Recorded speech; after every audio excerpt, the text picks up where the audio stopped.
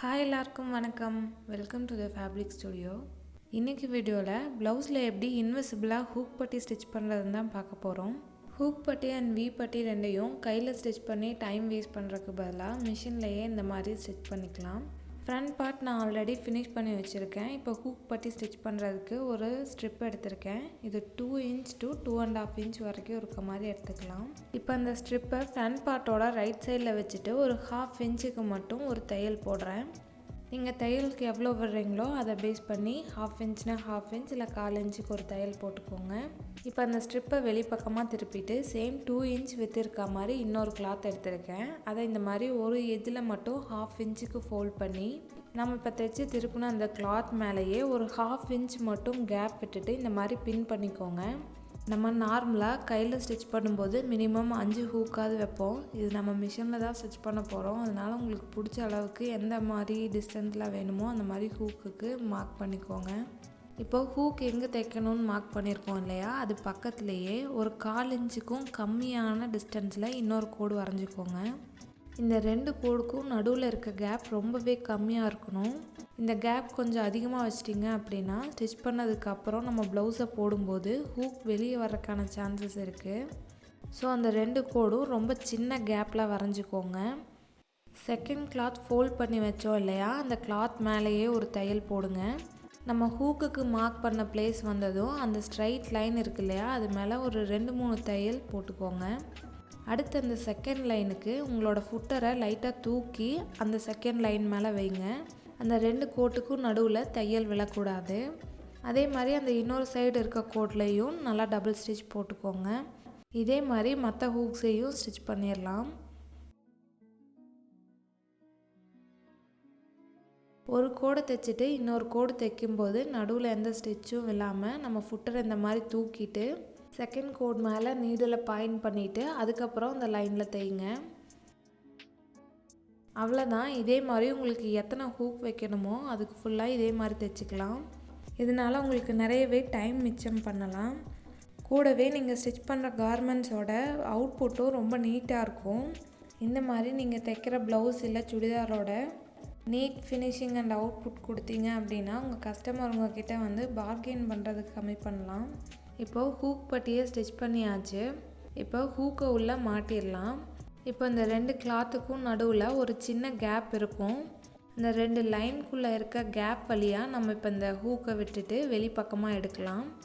தைக்கும்போது அந்த 2 லைனையும் கொஞ்சம் நெருக்கமாக வச்சு தைச்சிருந்தோம் அப்படின்னா இந்த ஹூக்கை கோர்க்கிறது கொஞ்சம் கஷ்டமாக தான் இருக்கும். அந்த ஹூக் பார்த்திங்கன்னா அந்த 2 கோடு வழியாக வெளியே வர்றதுக்கு ரொம்ப டைட்டாக இருக்கும். பட் இந்த மாதிரி தான் தைக்கணும். ஏன்னா நம்ம கார்மெண்ட்ஸை போடும்போது நம்மளுக்கு ப்ளவுஸில் நல்லா டைட் கொடுக்கும். அந்த சமயத்தில் அந்த ஹூக் பார்த்திங்கன்னா 2 லைனையும் விட்டு வெளியே வராமல் இருக்கணும். அதனால அந்த 2 லைனுக்கும் நடுவில் இருக்கிற கேப்பை நல்லா பார்த்து ஸ்டிச் பண்ணிக்கோங்க.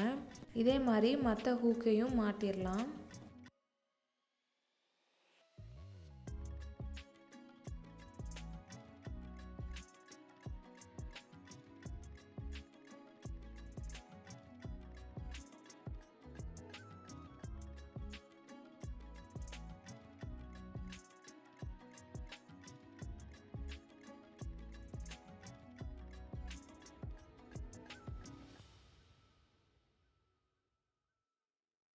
இப்போது எல்லா ஹூக்கையும் மாட்டியாச்சு. இப்போ நார்மலாக நம்ம எப்பவும் தைப்போம் இல்லையா, ஹூக் பட்டியை திருப்பி அதே மாதிரி இப்போ இதை ஸ்டிச் பண்ணிடலாம்.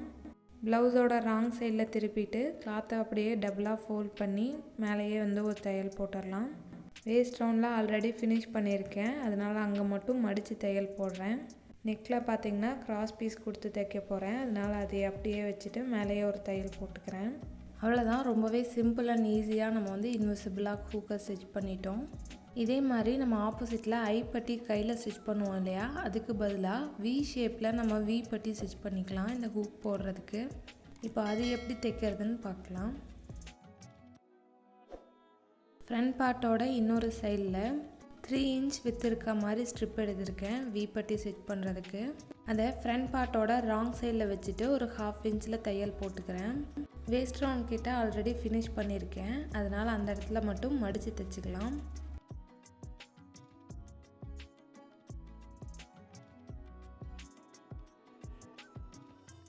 இப்போ இந்த கிளாத்தை முன்பக்கமாக திருப்பிட்டு 3/4 இன்ச்சுக்கு ஒரு தடவை ஃபோல்ட் பண்ணிவிட்டு எகைன் அந்த ஃபோல்ட் பண்ண எட்ஜை இந்த நம்ம ஸ்டிச் பண்ணோம் இல்லையா 1/2 இன்ச் தையல் அது மேலேயே வச்சு வேஸ்ட் ரவுண்ட் கிட்ட ஃபஸ்ட்டு ஒரு டபுள் ஸ்டிச் போட்டுக்கலாம்.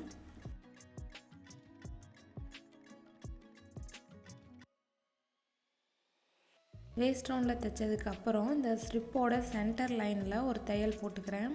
இந்த தையல் போடுறது ஆப்ஷனல் தான், நீங்கள் வேணும்னா போட்டுக்கோங்க, இல்லைனா வந்துட்டு மேலேயே வீ பட்டி தைச்சிடலாம்.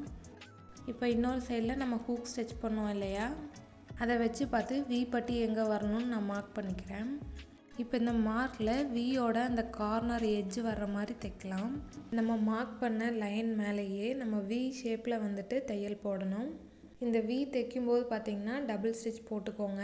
இதை வந்து தைச்சிட்டு நம்ம ரெகுலராக இந்த ப்ளவுஸை யூஸ் பண்ணுறாங்க அப்படின்னா நம்மளுக்கு வந்து அந்த வி பட்டி கிழிஞ்சிட்டு வர்றதுக்கான சான்சஸ் இருக்குது. அதனால் டபுள் ஸ்டிச் போட்டுக்கோங்க. அவ்வளோதான், ரொம்பவே சிம்பிளாக நம்ம டைம் சேவ் பண்ணுற மாதிரி வி பட்டியும் ஹூக் பட்டியும் மிஷின்லேயே ஸ்டிச் பண்ணியாச்சு. இந்த வீடியோ உங்களுக்கு பிடிச்சிருந்ததுன்னா லைக் பண்ணுங்கள், ஷேர் பண்ணுங்கள், மறக்காமல் சேனலை சப்ஸ்கிரைப் பண்ணிக்கோங்க. தேங்க்ஸ் ஃபார் வாட்சிங்.